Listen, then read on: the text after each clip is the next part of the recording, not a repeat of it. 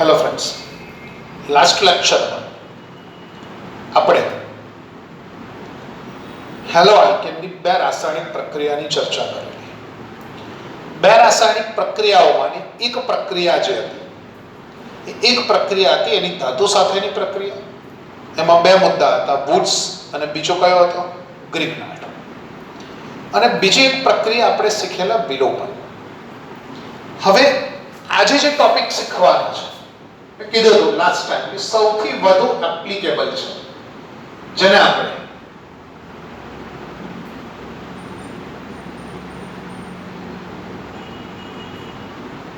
શાના તરીકે ઓળખીએ છીએ? કેન્દ્રાનુરાગી વિસ્થાપન પ્રક્રિયા તરીકે ઓળખીએ છીએ.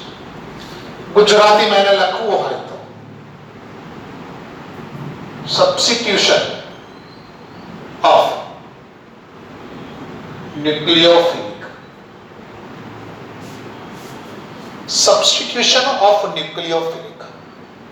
પહેલા તો બંને શબ્દ સમજી લઈશું કે વિસ્થાપન એટલે શું. તો કે સર વિસ્થાપનમાં તો આપણે એવું શીખેલા કે વિસ્થાપન એટલે કોઈ પણ એક સમૂહ કે પરમાણુ, કોઈ પણ એક સમૂહ કે પરમાણુના સ્થાન પર અન્ય સમૂહ કે પરમાણુનો જોડાવ, એને હું વિસ્થાપન કહી શકું. કે દાખલા તરીકે Zn વત્તા CuSO4 હોય એનો જવાબ લખું તો ZnSO4 વત્તા Cu આવે. આની શાબ્દિક રચનામાં એવું કહી શકું કે ઝિંકે આપેલા સંયોજનમાંથી કોનું વિસ્થાપન કર્યું? કોપર. કોપરના સ્થાન ઉપર કોણ જોડાઈ ગયું? ઝિંક જોડાઈ ગયું, એટલે એની વિસ્થાપન પ્રક્રિયા થઈ ગઈ. આ વિસ્થાપન કે કોઈ એક સમૂહના સ્થાન ઉપર બીજાનું જોડાવ. દાખલા તરીકે મારી પાસે Rx કોને જોડવો છે? OH માઈનસ ને. તો એમાંથી R OH વત્તા X માઈનસ થઈ ગયો. આમાં મેં શું કર્યું તો કે R અને X અને શું છે? OH minus.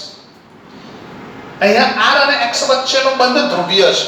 ધ્રુવીય બંધમાં ઓછી વિદ્યુત ઋણતા વાળો ધન વીજભારિત, વધુ વિદ્યુત ઋણતા વાળો ઋણ વીજભારિત, એટલે પ્લસ અને માઈનસ બને.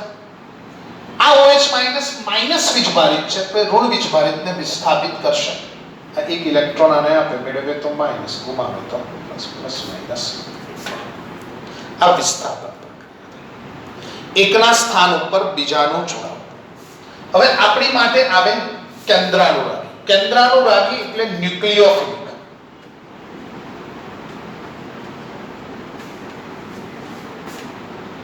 જેને કેન્દ્ર પ્રત્યે અનુરાગ છે, જેને કેન્દ્ર પ્રત્યે એક ચોક્કસ પ્રકારનું આકર્ષણ છે, જેને કેન્દ્ર પ્રત્યે એક ચોક્કસ પ્રકારનો એટ્રેક્શન છે, એને આપણે કેન્દ્રાનુરાગી પ્રક્રિયા કહેવાય. ફરી 11મા ધોરણને યાદ કરાવું કે મારી પાસે A અને B છે. એ પરમાણુ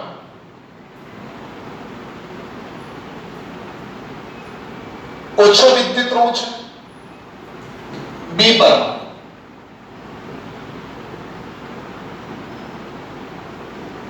વધુ વિદ્યુત ઋણ છે.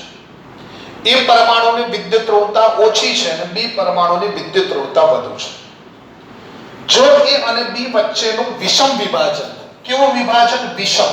તો વિષમ વિભાજનમાં A અને B વચ્ચેના વિષમ વિભાજનમાં બંધના બંને ઇલેક્ટ્રોન B લઈ જાય, કારણ કે વિદ્યુત ઋણતા વધુ છે તો B માઈનસ અને A પ્લસ. આવા જે ઋણ વીજભારિત પરમાણુ છે આનું આકર્ષણ કોના પ્રત્યે હશે? તો કે પ્લસ. પ્લસ પ્રત્યે હોય તો આવા પ્રક્રિયકને કેન્દ્રાનુરાગી યાદ આવે છે 11મું ધોરણ. અને આને આપણે શેના તરીકે ઓળખીએ છીએ? ઇલેક્ટ્રો અનુરાગી. એક પ્રક્રિયક આપણી પાસે ઇલેક્ટ્રોઅનુરાગી છે અને બીજો પ્રક્રિયક આપણી પાસે કયો છે? કેન્દ્રાનુરાગી. આ કેન્દ્રાનુરાગીને અહીંયા શેના વડે દર્શાવીએ છીએ? Nu.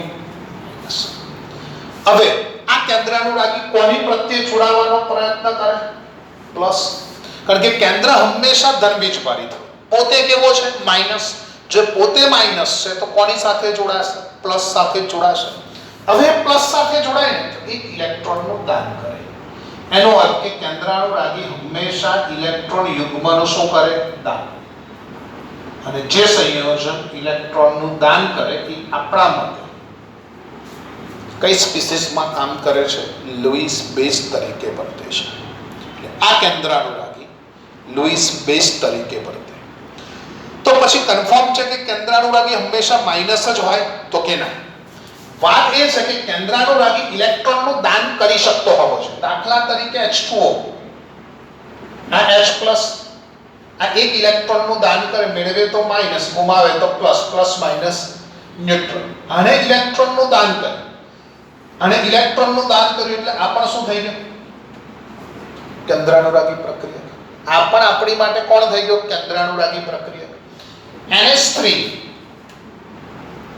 H+ એને પણ એક ઇલેક્ટ્રોનનું દાન કર્યું તો NH3 પણ મારી પાસે કેન્દ્રાનુરાગી પ્રક્રિયા થઈ. જે પરમાણુ અબંધકારક ઇલેક્ટ્રોન યુગ્મનું દાન કરી શકતા હોય એવો તટસ્થ અથવા ઋણવીજભારિત પરમાણુ કેન્દ્રાનુરાગી પ્રક્રિયક તરીકે વર્તી શકે. આ કેન્દ્રાનુરાગી પ્રક્રિયક કોને કહેવાય અને વિસ્થાપન કોને કહેવાય? આ બે શબ્દો હવે સ્પષ્ટ ખ્યાલ આવી ગયો.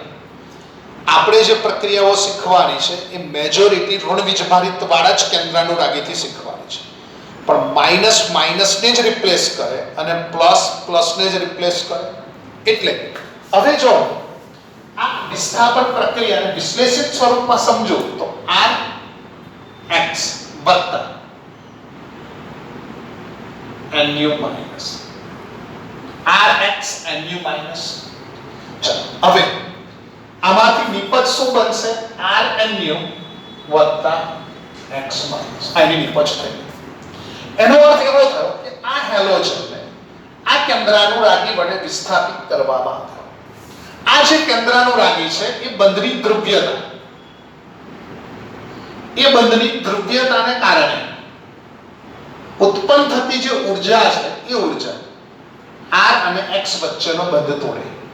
બંધ તોડે તો x માઇનસ થાય, R પ્લસ થાય. એટલે આ બંધારણમાં x માઇનસ એ શું થયું? તો કે x માઇનસ એ લિવિંગ ગ્રુપ થયું. લિવિંગ ગ્રુપ એટલે દૂર થતો સમૂહ અથવા એને અવિષ્ટ સમૂહ અથવા અવિશિષ્ટ સમૂહ તરીકે ઓળખાય છે. અવિષ્ટ સમૂહ, અવિશિષ્ટ સમૂહ કે લિવિંગ ગ્રુપ કે દૂર થતો એટલે હવે આ જગ્યાએથી દૂર થઈ જશે અને એના સ્થાન ઉપર કોણ આવશે? Nu minus. એનો અર્થ એવો થયો કે આ Nu માઇનસ છે આપેલા બંધારણમાંથી હેલાઇડ આયનને વિસ્થાપિત કર્યો. આમાં કેન્દ્રાનુરાગી પ્રક્રિયા કોણ છે? Nu minus. એ Nu માઇનસ નું પહેલું કામ કયું છે? તો કે આ જે બંધ છે એ બંધ તોડવાનું કામ છે. આ બંધ તૂટ્યો. બંધ તૂટ્યો એટલે બંધના બંને ઇલેક્ટ્રોન વધુ વિદ્યુતઋણીય માઇનસ, ઓછો વિદ્યુતઋણીય પ્લસ. હવે આ કેન્દ્રાનુરાગી એ આલ્કાઇલ સમૂહ ઉપર હુમલો કરીને જોડાવાનો પ્રયત્ન કરશે. એ હુમલો કરીને જોડાશે એ પહેલા એને આ સમૂહને કેવો કરી દીધો? અવિશિષ્ટ સમૂહ, દૂર થતો સમૂહ અથવા લિવિંગ ગ્રુપમાં કન્વર્ટ કરી દીધો. હવે એ સરળતાથી એક ઇલેક્ટ્રોન આપી, મેળવે તો માઇનસ, ગુમાવે તો પ્લસ, બે વચ્ચે બંધ બનાવી અને આપણને આ પ્રકારની નિપજ આપશે. આ આપણી માટે કેન્દ્રાનુરાગી વિસ્થાપન પ્રક્રિયા થઈ. હવે આપણે આલ્કાઇલ હેલાઇડની આવી કેટલી પ્રક્રિયાઓ છે. ચોપડી આપણને માત્ર સિમ્બોલિક જ માહિતી આપે છે. આપણે દરેક પ્રક્રિયાને 3, 4 ઉદાહરણોથી સમજવાનો એક પ્રયત્ન કરીશું. પણ બેઝિક જે પ્રક્રિયાઓ છે એ આલ્કાઇલ હેલાઇડની કયા પ્રકારની કેન્દ્રાનુરાગી વિસ્થાપન પ્રક્રિયા છે એની આપણે ચર્ચા કરીશું.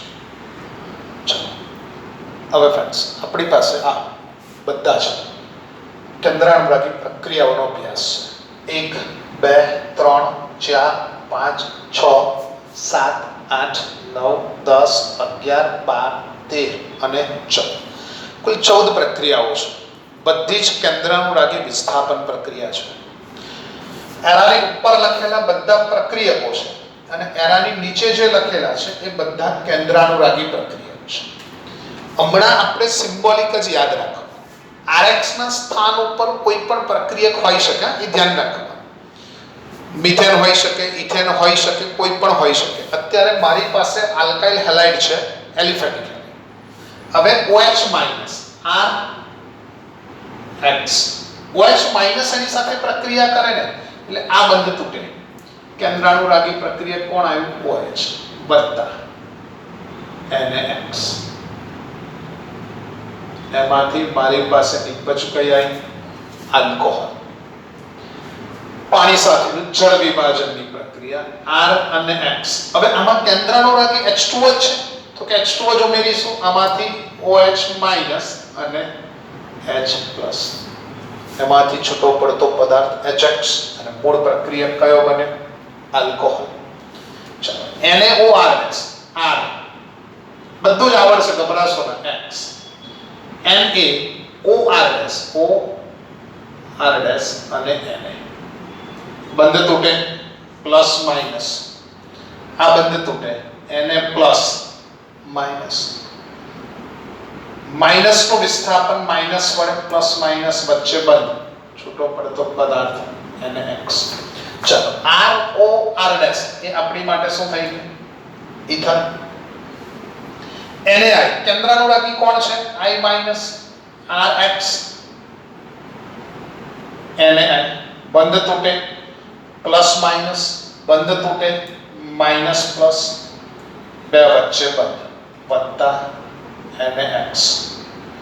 એમાંથી મારી પાસે બન્યું આલ્કાઇલ આયોડાઇડ. NH3 આમાં કેન્દ્રાનુરાગી NH3 તરીકે વર્તે છે. R અને X બંધ તૂટે, આ પ્લસ અને આ માઇનસ. ચલો NH3 માં NH2 અને H બંધ તૂટે, આ માઇનસ આ પ્લસ, પ્લસ માઇનસ વચ્ચે બંધ. RNH2 એટલે એ એમાઇન સંયોજન બન્યું. જો N પર એક જ આલ્કાઇલ સમૂહ હોય તો એને આપણે કયો એમાઇન કહીશું? પ્રાથમિક એમાઇન. કયો એમાઇન? પ્રાથમિક. ચલો KCN અને CN માઇનસ RX, CN અને K minus plus, plus minus, ચાલો બે વચ્ચે બંધ, વત્તા KX બન્યું આલ્કાઇલ સાયનાઇડ. કયું સંયોજન બન્યું? સાયનાઇડ અથવા તો નાઇટ્રાઇલ. અહીંયા RX કોની સાથેની પ્રક્રિયા છે? AgCN. આ ધ્યાન રાખવાનું કે જ્યારે અહીંયા વિસ્થાપન થશે RX તો આ બંધ તૂટશે, આ બાજુ NC પ્લસ અને માઇનસ અને AgX. એમાંથી આપણને બનશે આલ્કાઇલ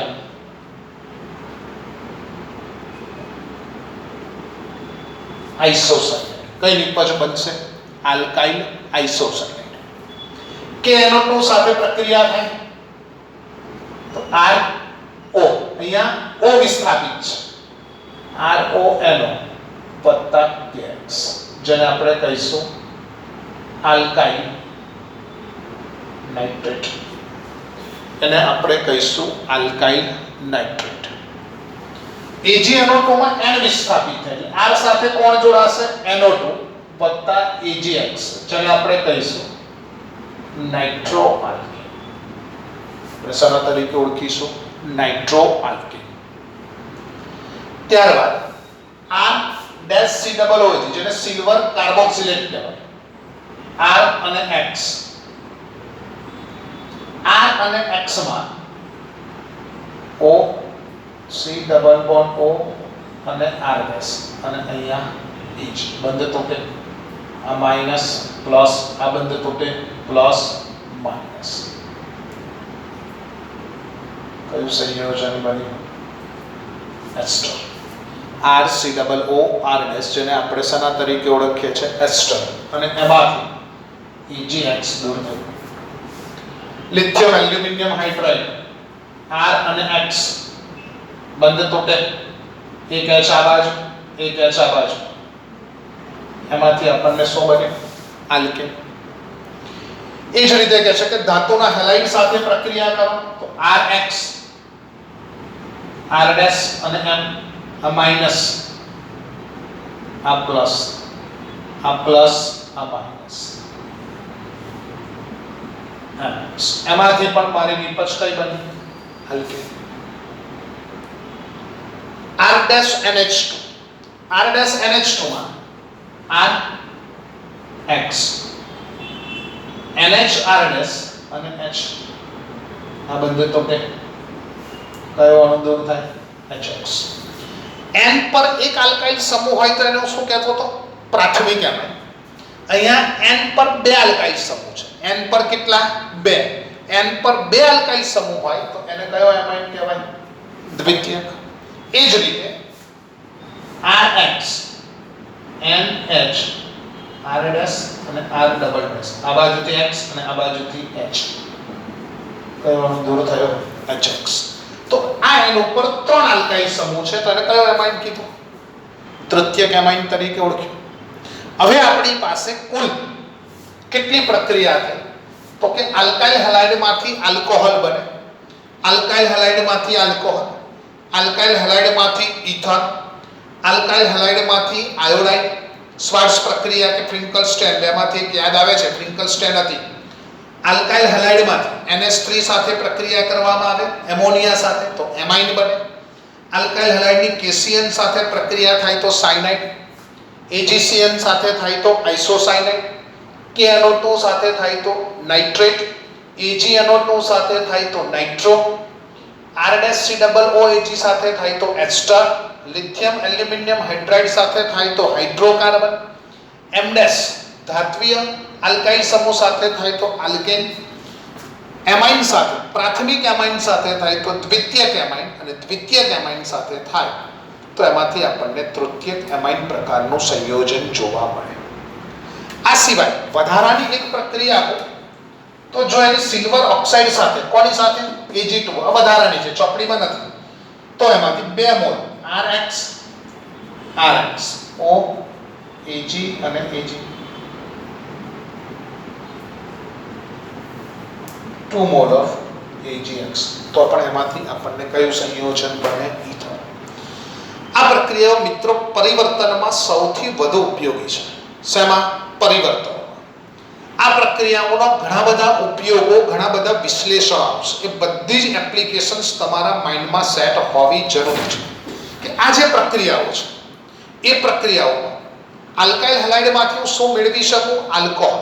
આલ્કાઇલ હેલાઇડમાંથી હું શું મેળવી શકું? ઇથર. આલ્કાઇલ હેલાઇડમાંથી આયોડાઇડ, આલ્કાઇલ હેલાઇડમાંથી એમાઇન, આલ્કાઇલ હેલાઇડમાંથી સાયનાઇડ, આલ્કાઇલ હેલાઇડમાંથી આઇસોસાયનાઇડ, આલ્કાઇલ હેલાઇડમાંથી નાઇટ્રાઇટ, નાઇટ્રો સંયોજન, એસ્ટર સંયોજન, આલ્કેન સંયોજન, આલ્કેન સંયોજન, દ્વિતીયક એમાઇન અને તૃતીયક એમાઇન. એટલા પ્રકારની નિપજ આપણને આલ્કાઇલ હેલાઇડના સંદર્ભમાં જોવા મળે છે. હવે આ બધી જે કેન્દ્રાનુગામી વિસ્થાપન પ્રક્રિયા છે એ કેન્દ્રાનુગામી વિસ્થાપનમાં ઘણાને પ્રશ્ન હશે કે KCN, AgCN, KCN સાયનાઇડ આપે છે અને AgCN આઇસોસાયનાઇડ કેમ આપે છે? પછી KNO2 આપણને નાઇટ્રાઇટ આપે છે અને AgNO2 આપણને નાઇટ્રો કેમ આપે છે? તો નેક્સ્ટ લેક્ચરમાં આપણે આ બધા જ પ્રશ્નો સોલ્વ આઉટ કરીશું કે આગળ હમણાં બીટા વિલોપનમાં પણ KOH વપરાતો હતો, અહીંયા પણ KOH વાપર્યો, છતાં એકમાં આલ્કોહોલ અને એકમાં બીટા વિલોપિત કેમ? First question. Second one next લેક્ચરમાં આપણે સમજવાનું છે કે KCN અને AgCN માં આવું કેમ થાય છે, અને થર્ડ ટોપિક સમજવાનો છે KNO2 અને AgNO2 માં આવી લાક્ષણિકતાઓ કેમ થાય છે. બેઝિકલી એમાં આયોનિક અને સહસંયોજક લાક્ષણિકતાઓના ફેરફારને કારણે આવો તફાવત આપણને જોવા મળતો હોય. પણ આપણે હમણાં જે કેન્દ્રાનુગામી પ્રક્રિયા શીખ્યા એના સંદર્ભમાં એક ઉદાહરણ લઈએ આપણે CS3Cl. ચાલો, ક્લોરોમિથેન. ક્લોરોમિથેન પહેલી પ્રક્રિયા અથવા ક્લોરોમિથેનના સંદર્ભમાં ચાર્ટ જ રાખીએ આપણે. CS3Cl,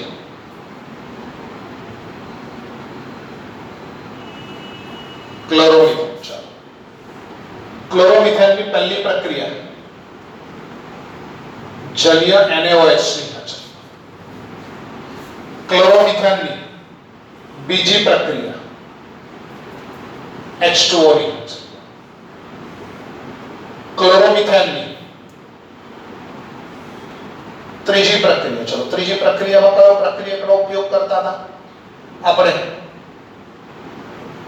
NaO CS3 અથવા તો આપણે એને લખીએ તો CS3OH. ત્યારબાદ એની પછીની પ્રક્રિયા, ચલો એની પછીની પ્રક્રિયામાં ઉપયોગ તરીકે આપણે કરતા હતા NaI. એની પછી KCN, એની પછી AgCN, એની પછી KNO2, એની પછી AgNO2 અથવા તો અહીં આવી AgNO2. ચાલો એ સિવાય KCN, AgCN, એ સિવાયની એમોનિયા સાથેની પ્રક્રિયા, એ સિવાય CS3COO Eg સાથેની પ્રક્રિયા, એ સિવાય ચલો CS3COO Eg, આ સિવાય બીજો કોઈ પ્રક્રિયા યાદ આવતો હોય? CS3N, ચલો સોડિયમ મિથાઇલ. ચલો આ સિવાય 1 2 3 4 5 6 7 8 9 10 11 CS3NH2 પ્રાથમિક એમાઇન સાથે. આ સિવાય દ્વિતીયક એમાઇન સાથે. તે હજી એક પ્રક્રિયા બાકી રહી. ચલો જળ વિભાજન થઈ ગયું, ઇથર થઈ ગયું, NaI થઈ ગયું, KCN થઈ ગયું, AgCN થઈ ગયું, KNO2 સિલ્વર એસિટેટ થઈ ગયું, એમોનિયા આવી ગયું, AgNO2 આવી ગયું, મેટલ આવી ગયું, એમાઇન આવી ગયું. હજી જરૂર નથી પણ લખવું હોય તો Ag2O સિલ્વર ઓક્સાઇડ. ચલો આ સિવાય કોઈ પ્રક્રિયા બાકી રહી?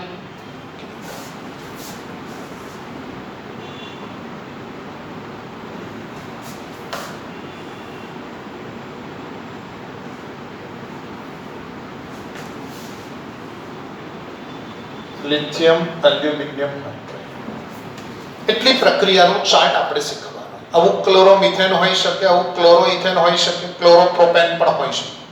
ચલો પહેલી પ્રક્રિયા NaOH. શું થશે? તો કે એમાં આપણને OH વત્તા NaCl. હવે ડાયરેક્ટ ખબર પડે મિથેનોલ. H2O પર શું કરશે? તો કે હેલોજનના સ્થાન ઉપર કોને લાવશે? OH methanol. ચલો CS3ON, CS3Cl, OCS3Na, Na અને Cl, NaCl. શું બન્યું? ઇથર. હમણાં ઇથરનું નામકરણ આવડે, કોઈ બી એક ભાગ ઓછો કાર્બન હોય એ બાજુ લખીએ તો મિથ વત્તા ઓક્સી, મિથોક્સી. અને એક કાર્બન વાળો આલ્કીન કયો? મિથેન. ચલો સોડિયમ આયોડાઇડ સાથેની પ્રક્રિયા CS3Cl બંધ તૂટે, આ બાજુ I અને આ બાજુ N. Iodo methyl. હમણાં મેં કીધું કે KCN માં આવું કેમ થાય, AgCN માં નેક્સ્ટ લેક્ચરમાં જોઈશું, પણ હમણાં કોન્સેપ્ચ્યુઅલી શું યાદ રાખવાનું છે? CS3Cl, Cl ના સ્થાન ઉપર Cn વત્તા KCl. અહીંયા મિથાઇલ સાયનાઇડ, અથવા જો યાદ આવતું હોય નાઇટ્રાઇલ થી નામ આપતા શીખવાડેલું, 1 અને 2 કાર્બન જેને આપણે કહીશું ઇથેન નાઇટ્રાઇલ. 2 કાર્બન વાળા સંયોજનને આપણે શેના તરીકે ઓળખીએ? Ethane nitrile. AgCl માં CS3N+C- વત્તા AgCl. મિથાઇલ આગળ શું લાગશે? આઇસોસાયનાઇડ અથવા એને ઇથેન શું કહીશું? આઇસોનાઇટ્રાઇલ. KNO2.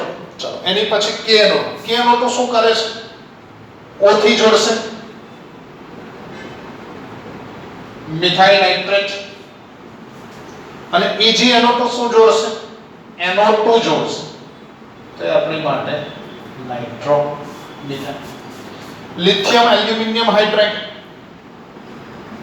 CH3Cl. આ બાજુ એક H, આ બાજુ એક H. અહીંયા લખવું હોય તો Cl અને અહીંયા AgCl. આલ્કેન બન્યો મિથાઇલ. ચલો એમોનિયા સાથેની પ્રક્રિયાની CH3Cl બંધ તૂટે. આ બાજુ NH2 વત્તા HCl. 11મા ધોરણમાં શીખ્યા છો એક કાર્બન વાળો મિથેન વત્તા એમાઇન. શું થયું? Methane amine. CH3COOAg. CH3COOAg. CH3 બંધ તૂટે, બે વચ્ચે બને. એસ્ટરના નામકરણમાં ભાગ અહીંયાથી જ પડે. બે કાર્બન વાળો ઇથેન વત્તા OH, ઇથેનોઇડ, અને CH3 માટે શું થયું? મિથાઇલ. કયું નામ થયું? મિથાઇલ ઇથેનોઇડ. ખ્યાલ આવ્યો? CH3Na,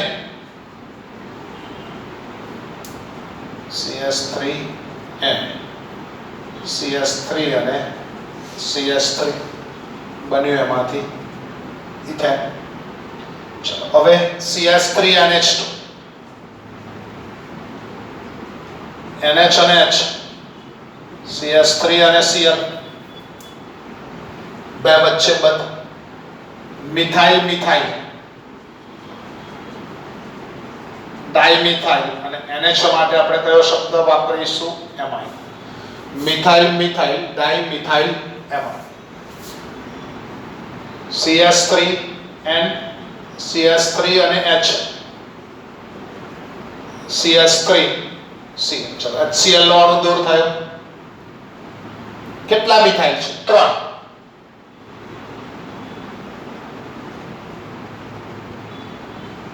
ટ્રાઇમિથાઇલ amine. અને Ag2O, CH3 વત્તા 2AgCl. આ જ નામ થયું મિથોક્સીમિથેન, અથવા બીજું નામ લખવું હોય તો ડાયમિથાઇલ ઇથર.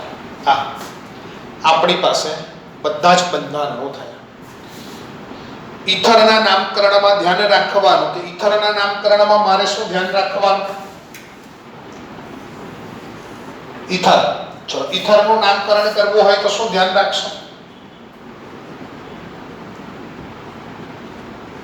ઇથર માટે પૂર્વક કયો લાગશે? ઓક્સી. ઓક્સી પૂર્વક એટલે શું?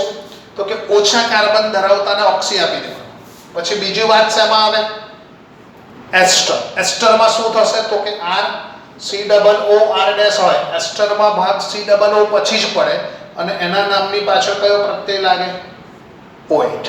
5 કાર્બન છે તો પેન્ટેનોઇડ, 4 કાર્બન છે તો બ્યુટેનોઇડ, 3 કાર્બન છે તો પ્રોપેનોઇડ. આ આપણી પાસે સમગ્ર પ્રક્રિયાના સંદર્ભમાં ચર્ચા થઈ. એટલે આ બધી જ પ્રક્રિયાઓ કેન્દ્રાનુરાગી વિસ્થાપન તરીકે ઓળખાય. વાસ્તવિકતામાં કેન્દ્રાનુરાગી વિસ્થાપન પ્રક્રિયાઓ જે છે, એ કેન્દ્રાનુરાગી વિસ્થાપન પ્રક્રિયા જે છે, એ પ્રક્રિયા બે પ્રકારની હશે. એક એકાણવીય અને બીજી દ્વિઆણવીય. એટલે આ જે પ્રક્રિયાઓ છે એ બધી પ્રક્રિયાઓનો વિસ્તૃત અભ્યાસ નથી, આ ખાલી એપ્લિકેશન છે કે આલ્કાઇલ હેલાઇડમાંથી હું ઈથર બનાવી શકું, આલ્કાઇલ હેલાઇડમાંથી આલ્કીન બનાવી શકું, આલ્કાઇલ હેલાઇડમાંથી આલ્કેન બનાવી શકું, આલ્કાઇલ હેલાઇડમાંથી એમાઇન બનાવી શકું, આલ્કાઇલ હેલાઇડમાંથી એસ્ટર બનાવી શકું, આલ્કાઇલ હેલાઇડમાંથી સાયનાઇડ બને, આલ્કાઇલ હેલાઇડમાંથી આઇસોસાયનાઇડ બને, આલ્કાઇલ હેલાઇડમાંથી નાઇટ્રાઇટ બને, આલ્કાઇલ હેલાઇડમાંથી નાઇટ્રેટ બને. આ બધા કોન્સેપ્ટો માઇન્ડમાં સેટઅપ હોવા જોઈએ. મેં ઉદાહરણ મિત્રો ક્લોરોમિથેનનું આપ્યું છે. આની સાથે, આ પ્રક્રિયાની સાથે આજે જે પ્રક્રિયાઓ તમે તૈયાર કરશો એને રિલેટેડ હોમવર્ક આવતીકાલે આવશે કે આલ્કાઇલ હેલાઇડની જેટલી પણ રાસાયણિક પ્રક્રિયાઓ છે એ પ્રક્રિયાઓ બીટા વિલોપન આવી ગઈ, ધાતુ સાથેની પ્રક્રિયા આવી ગઈ, અને આ કેન્દ્રનો એ બધામાં પ્રક્રિયા પૂર્ણ કરો એનો એક કોન્સેપ્ટ આવશે. અને પછી આપણે કેન્દ્રાનુરાગી વિસ્થાપનના પ્રકાર અને સાથે સાથે એક નવો ટોપિક આપણે જે શીખવા જઈ રહીશું એ જે આવશે એ પરિપથ. 11મા ધોરણમાં થોડો ઘણો એનો ખ્યાલ છે કે આપેલો પદાર્થ આ છે તો આમાંથી પેલું કેવી રીતે બને એનો આપણે જોડે જોડે અભ્યાસ કરતા રહીશું. એટલે દરરોજની એકાદ થિયરી આવશે, કારણ કે બંને પ્રશ્નો 4 કે 5 ગુણમાં પૂછાઈ શકે એવા છે. એક આણવીય, દ્વિઆણવીય કઈ રીતે થાય છે, એનું મેકેનિઝમ શું છે, એ બધો અભ્યાસ આપણે નેક્સ્ટ લેક્ચરમાં વિસ્તૃત સ્વરૂપે કરીશું.